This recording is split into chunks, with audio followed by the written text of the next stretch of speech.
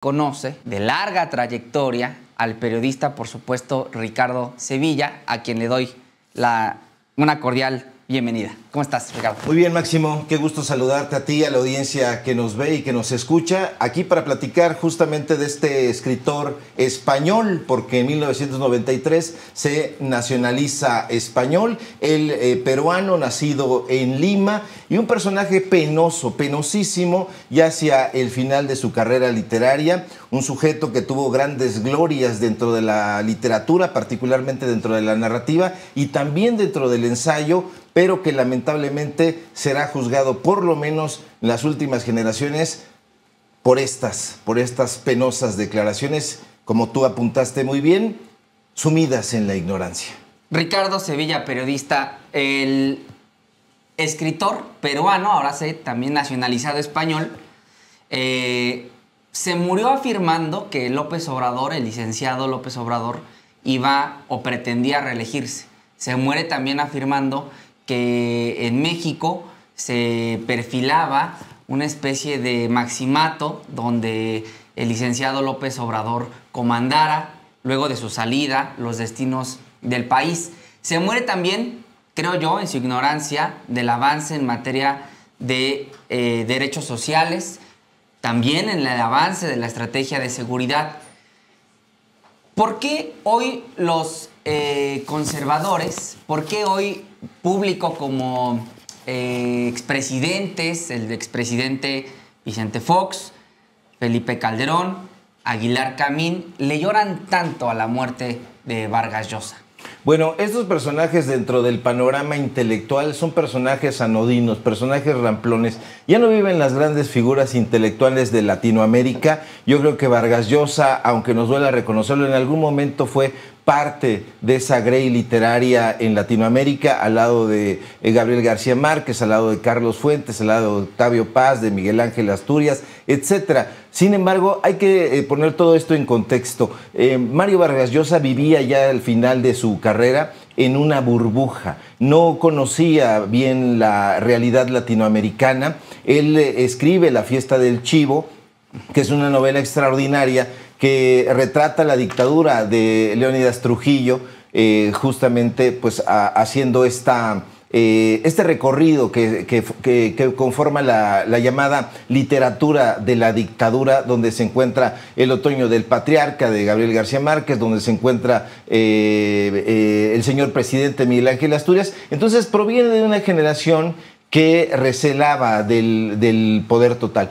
Sin embargo, hay dos Vargas Llosas. El Vargas Llosa, aquel que en 1990, en el coloquio sobre la libertad, frente a Octavio Paz, habla frontalmente en las cámaras de Televisa y donde habla de la dictadura perfecta. Habla de la dictadura perfecta en 1990, frente a un auditorio pasmado. Entonces ese es el Vargas Llosa que creo que en todo caso valdría la pena un poco rescatar, que pone en contexto incluso a Juan Montalvo, el gran pensador ecuatoriano, que justamente es el autor de la dictadura perpetua. Él solamente le cambia ahí, porque mucha gente dice, es que es el hombre que acuñó la frase de la dictadura perfecta, solamente cambió perfecta por perpetua, pero en realidad ellos recelaban del poder total. Hay que recordar que en 1990 incluso el propio Vargas Llosa contiende en unas elecciones allá en Perú. Él quiere ser presidente y las pierde justamente o injustamente, mejor dicho, frente a Alberto Fujimori. Sí. Llama muchísimo la atención que el presidente López Obrador en su momento haya dicho, yo respeto al escritor Vargas Llosa, gran pensador, pero fíjate, te voy a decir algo a ti, Máximo, y al auditorio que nos ve.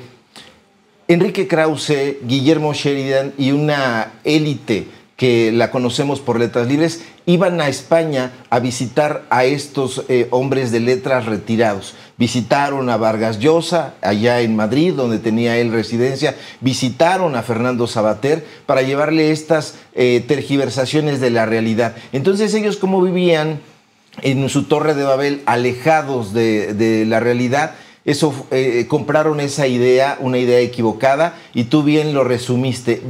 Vargas Llosa lamentablemente muere en la ignorancia, no conoce la realidad política ni social de México y lamentablemente pues ese va a ser el retrato que nos quede de él. Estamos hablando con el periodista Ricardo Sevilla y, estimado Ricardo, el escritor Vargas Llosa decía que la dictadura perfecta mexicana había, entre otras cuestiones, adoptado o secuestrado a la intelectualidad, a las personas pensantes.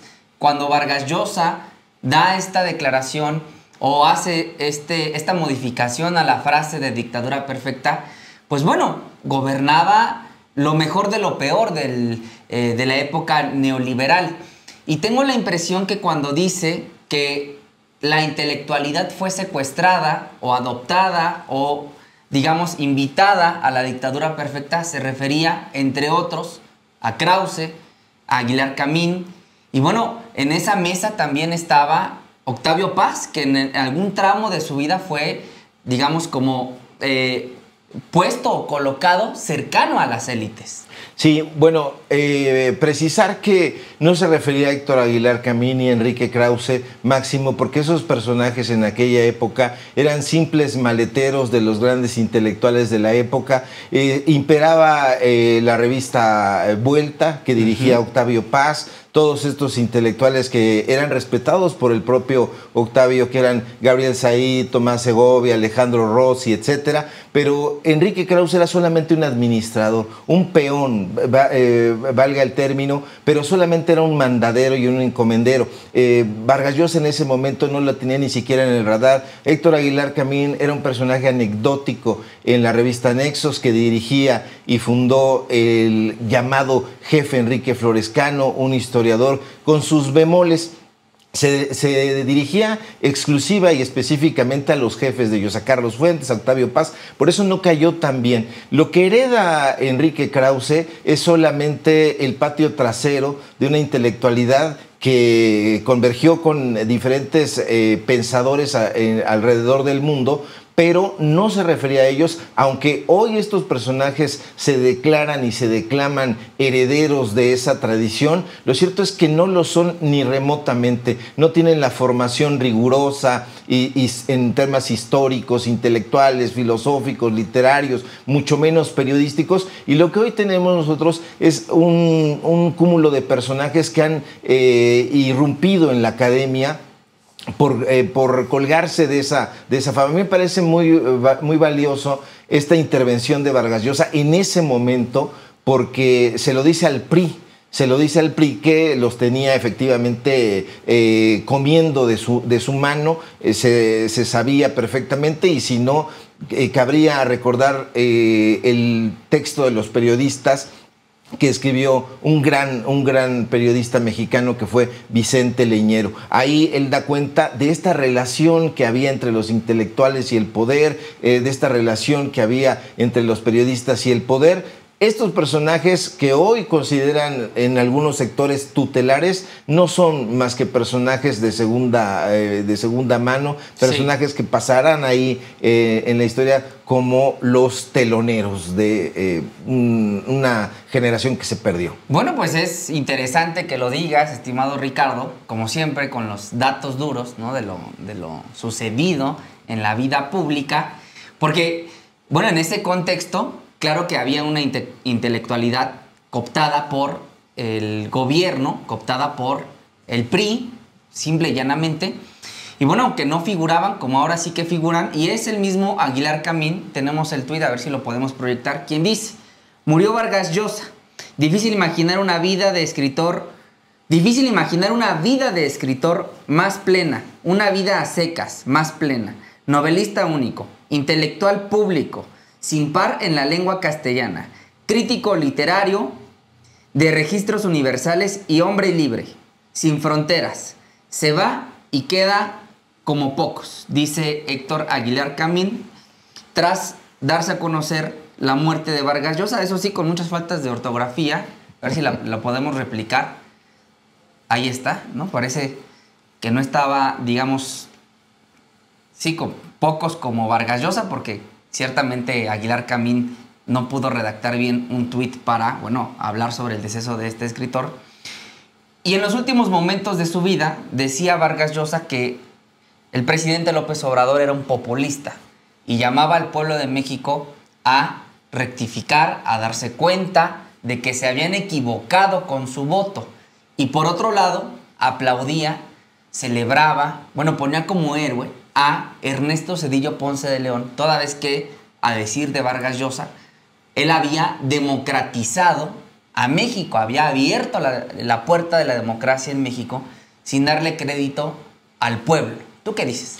Que está completamente equivocado Héctor Aguilar Camín. Por supuesto que Vargas Llosa tenía no solamente pares en la literatura latinoamericana y en la literatura de habla hispana, tenía personajes que fueron mucho más importantes que él dentro de su misma generación, de esta generación llamada el boom, que era además una generación machista, si cabe el término, porque si tú te das cuenta, eran puros hombres los que conformaban esa generación del boom, y había escritores notabilísimas como María Luisa Bombal, dentro de a la cual sacaron, porque no era José Donoso, no era Carlos Fuentes, no era Onetti, no era Vargas Llosa, etcétera, la sacaron. Ahora, novelista único. Novelista único, pero ni remotamente. Aquí en México podríamos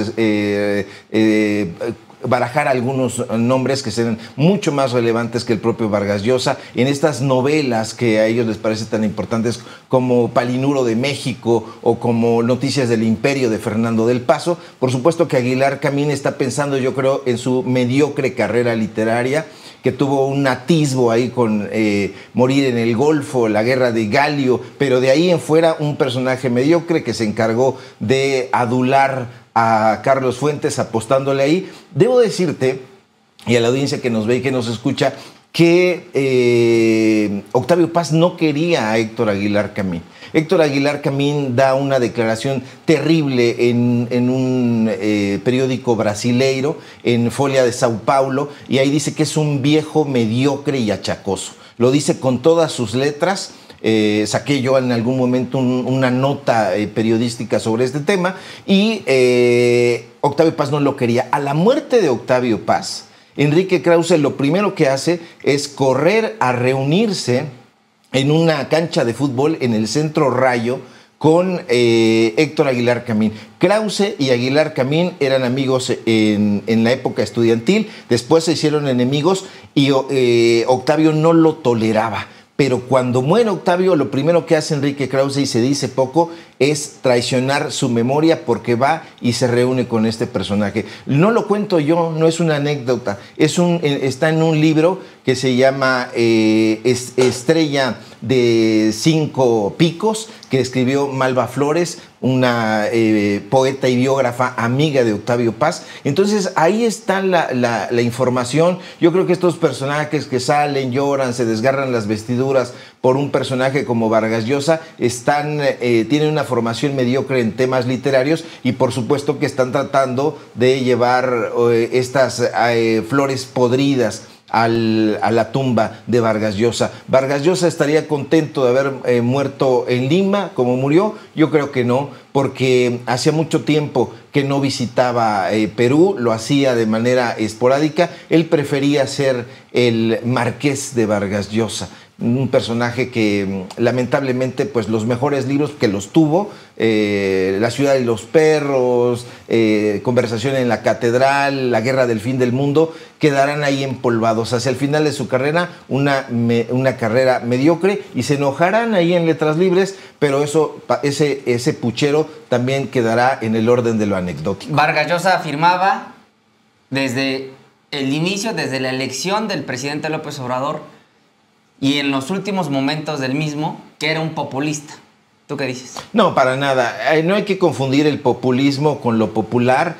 Populistas fueron muchísimos personajes auténticamente dictadores. ¿Hubo dictadura en Latinoamérica? Por supuesto que sí. Hay que recordar la dictadura de Gaspar Rodríguez Francia en Paraguay, que la noveló incluso un escritor mucho más notable que Vargas Llosa, en Yo, el Supremo. Hay que recordar la dictadura guatemalteca, que noveló otro escritor mucho mejor que Vargas Llosa, Miguel Ángel Ángel Asturias, en El Señor Presidente, y aquí mismo René Avilés Favila escribió El pobre solitario de Palacio, una novela también que podríamos colocar dentro de estas novelas o este subgénero de la novela de dictadores.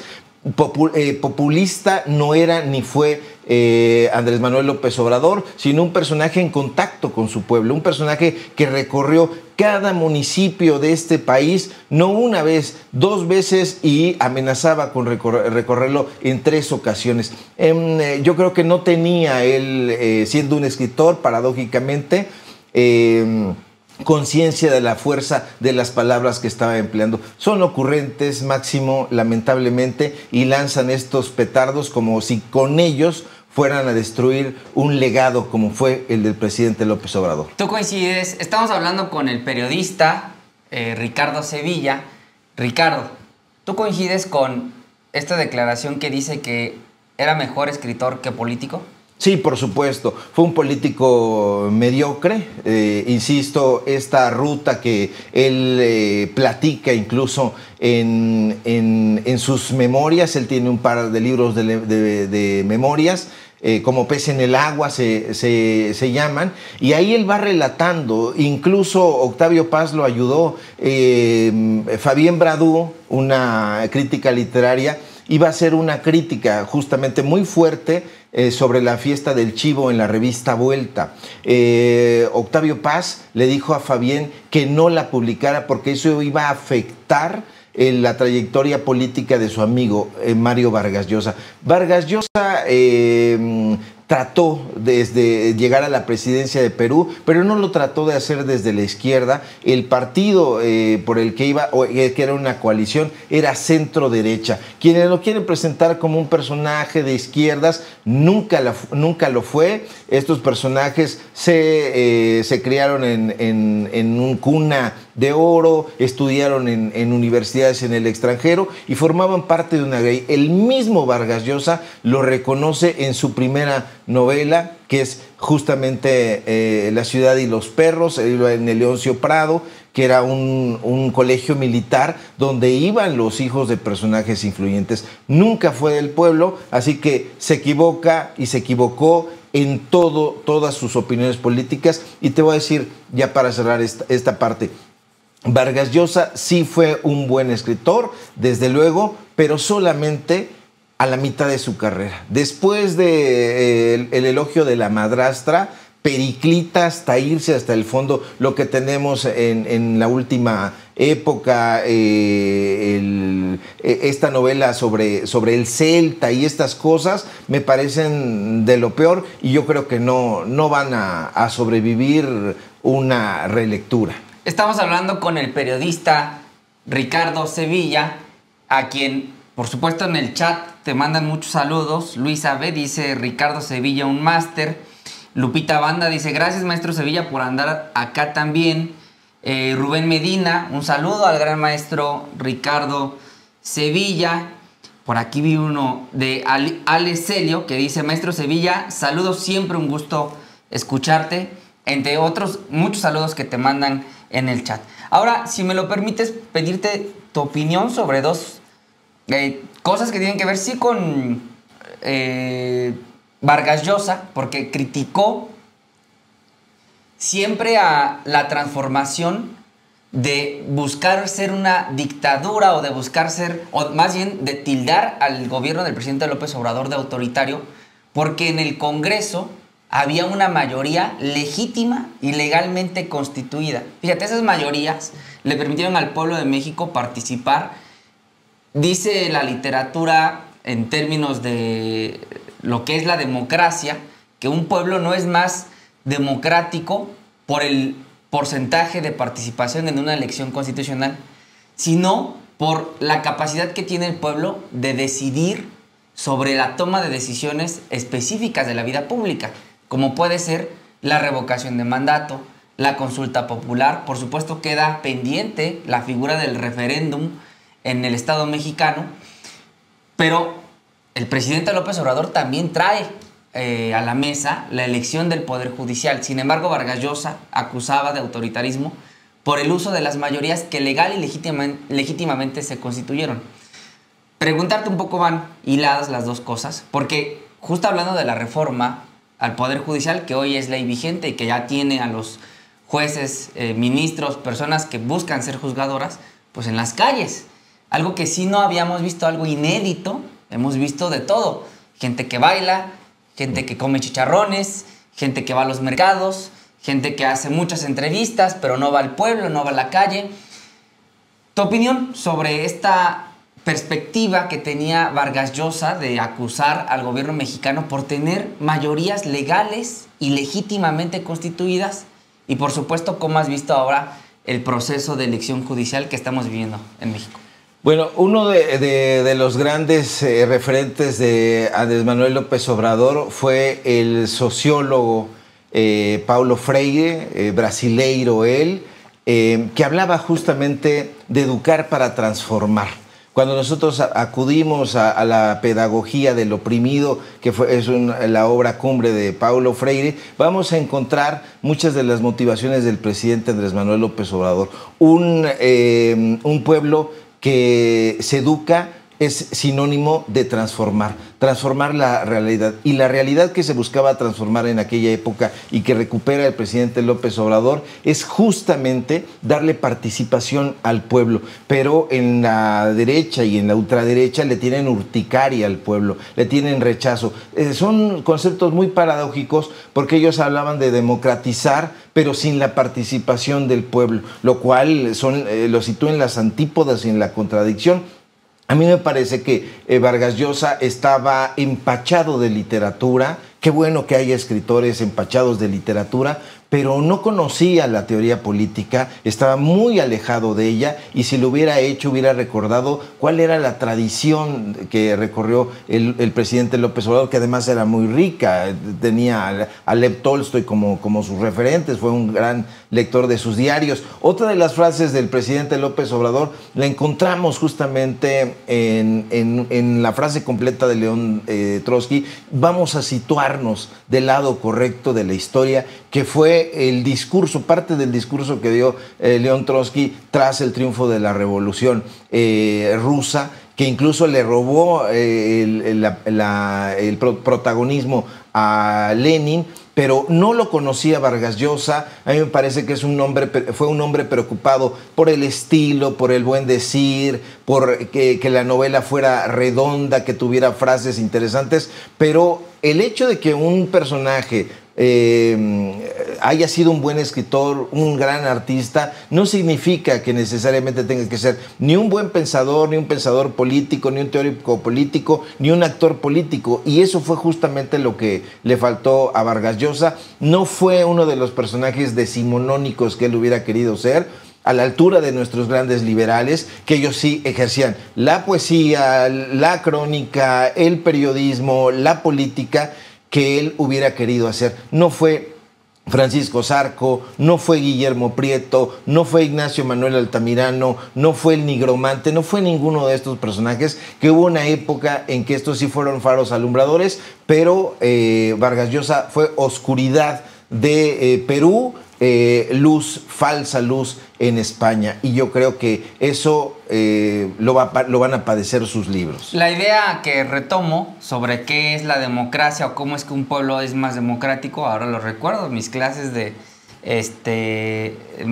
teoría política, justo de Norberto Bobbio, quien decía que un pueblo no es más democrático por el porcentaje de personas que votan en la elección para presidente de la República, sino cuántas oportunidades tiene el pueblo de tomar decisiones, revocación de mandato, insisto, referéndum, consulta popular y ahora la elección judicial. Democracia es ver a jueces, personas juzgadores, Ricardo, que bailan en TikTok. ¿Eso es democracia? No, por supuesto que no. Sin embargo, sí es un inicio de ver participar a personajes en la absoluta desesperación, en el desconocimiento de lo que significa buscar al pueblo, buscar el voto. Vemos a muchos personajes, como tú bien apuntaste, que comiéndose un chicharrón, que dándose, como dicen en mi barrio, baños de pueblo. Pero es un inicio. A mí me parece fantástico que este panorama haya logrado que esos personajes que nosotros vislumbrábamos en una burbuja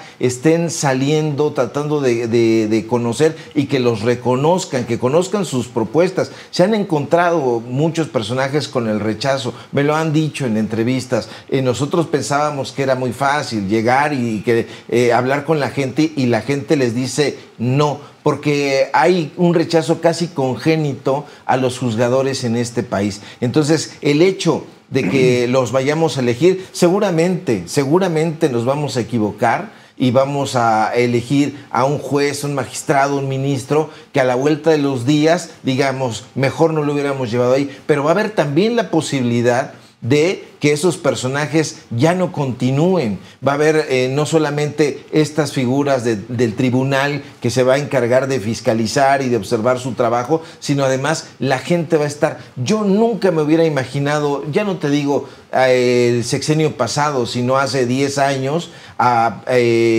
Góngora Pimentel, por ejemplo, un presidente de la Suprema Corte de Justicia de la Nación, con múltiples señalamientos, saliendo a que lo reconociera el pueblo. Andaban en burbujas, en camionetas blindadas, andaban en helicópteros, andaban en yates lujosos. Sí. Y bueno, esto me parece inédito, pero también de celebrar. ¿Tú ya sabes por qué vas a votar? Fíjate que yo estoy perfilándome ya por qué personajes podría yo votar, pero es un tablero vivo. Y estoy moviendo mis piezas, de pronto coloco a uno y ya veo ciertas acciones y lo saco. Yo creo que esa es también la gran ventaja de que en este tiempo los vamos a conocer un poco mejor. Estamos viendo algunos que están haciendo asociaciones con sindicatos, estamos viendo que quieren llevar votos el día de... Y a mí eso me parece también de encender las alertas. Así que yo invito a la gente a que esté muy atenta y que solita, que no necesariamente con la guía de un intelectual aparatoso, de un periodista que diga que tiene los datos duros, se deje guiar, sino que los busque. Hoy la gente puede buscar casi en cualquier lugar y va a encontrar la información y a partir de ahí va a ejercer su criterio y va a razonar su voto. Un voto informado vale por mucho, Máximo. Que eso es justamente la crítica que has hecho a lo largo de esta entrevista, que te agradezco mucho, de esta intelectualidad del pasado que pretendía imponer ideas a partir, pues, desde las alturas de la televisión, de la radio, de las grandes revistas, y que hoy afortunadamente las benditas redes sociales pues les han dejado en un espacio, digamos, un espacio muy acotado, donde su voz ya no es la que solía ser antes. Estimado Ricardo Sevilla, periodista, te agradezco muchísimo que nos hayas acompañado el día de hoy para hablar de este tema. Esta es tu casa, sé bienvenido siempre, donde te podemos ver, escuchar y seguir. Muchísimas gracias a ti por la deferencia y al público que nos ve y que nos escucha. Me puede seguir usted pues prácticamente donde sea que me encuentre, porque ando de arriba para abajo, pero fundamentalmente estoy en Datos Duros Podcast. Échele un ojito ahí, estamos teniendo 2 episodios por semana. Estoy todos los días en el espacio de Vicente Serrano en Sin Censura por las mañanas a las 10 de la mañana aproximadamente. Escribo en el diario Basta, lo preferí a Letras Libres, donde también en algún momento escribí, pero todo mundo tenemos nuestros defectillos y uno de esos fue haber incursionado en esos medios, que no me arrepiento porque los conocí perfectamente. Y muchísimas gracias, Máximo. Bueno, que siempre es mejor pues ponerlo sobre la mesa, ¿no? Yo ya luego, ves que luego en Twitter sacan así de, pero ¿por qué no dices que trabajaste en Letras Libres, que escribiste en Letras Libres? Pues aquí lo dices de frente y no pasa nada. Es que yo tengo 50 años, Máximo, y entonces en aquella época, pues, ¿qué más me hubiera gustado que escribiera en un medio independiente? No había Twitter, no había Facebook, no había redes sociales, no había nada de eso. Y empezamos temprano, a los 18 años, y entonces, pues, no solamente escribí en Letras Libres, escribí en La Jornada muchos años, escribí Novedades, Desaparecido, Ovaciones, Milenio, la revista cuando existía, en muchos lados. Pero hoy estamos, como siempre me gustó estar, del lado correcto de la historia, creo, y del lado de la libertad. Eso, pues te agradezco muchísimo, Gracias estimado a ti. Ricardo, siempre bienvenido a este espacio. Gracias. Y gracias a ustedes que se quedan en esta transmisión, en este noticiero totalmente en vivo. Vamos a un pequeño corte para despedir a nuestro invitado y ya volvemos.